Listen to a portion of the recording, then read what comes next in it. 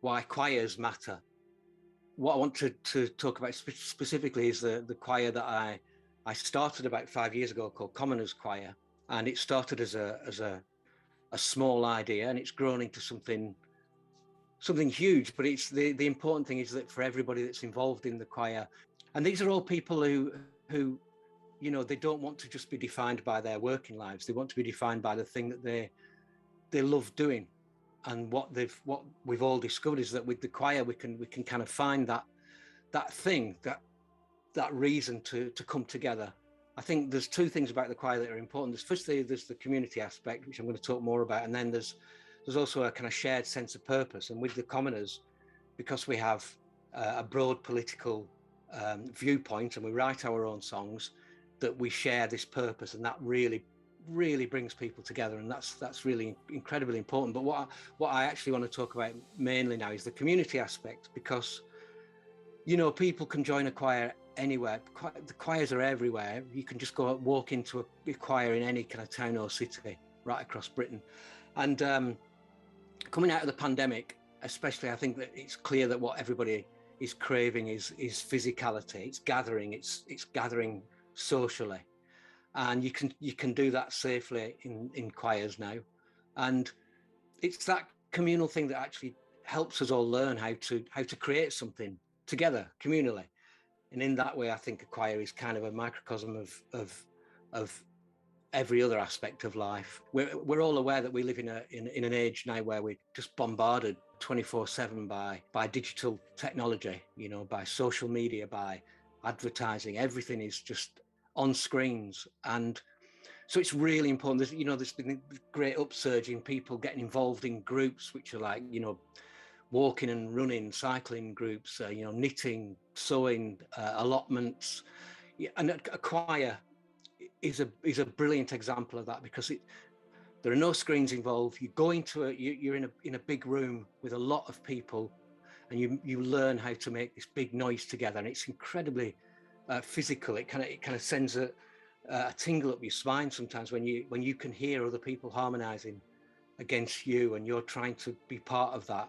It's a really important thing for people to learn. And I think a lot of social media is based on this idea that you can be an activist by you can be a clicktivist. You can just say, yes, I like that, or I'm angry at that, that's terrible, yes, blah blah.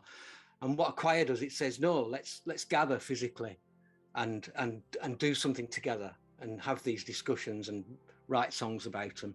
Also, these are people who become your friends, because you're trying to work on things together with them over weeks and weeks and weeks, and you're trying to get a performance together, and basically it just brings you together in such a beautiful way. A really good thing in terms of people's kind of collective and individual mental health, especially with digital technology and the way we're all supposed to act and look online. And again, with the choir, it's a physical thing. You just come together, and what matters is that if you were feeling rubbish or overworked, or you've got mental health problems, you can be depressed. And this happens so much in the choir, where people say, I was having a really awful time, I've had a crap time at work, I've had a crap time at home, and I come to the choir and I feel energized and positive.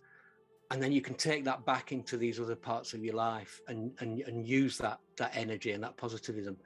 So it's brilliant. And I think that's one of the roles of culture and art in general.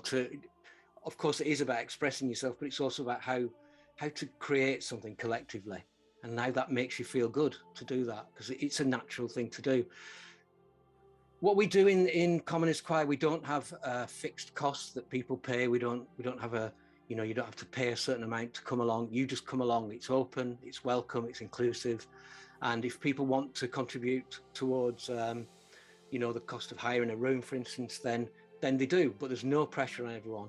And it's a really nice way of working, because basically we do always end up covering costs anyway. We sell t-shirts and CDs to kind of cover any costs that we've got.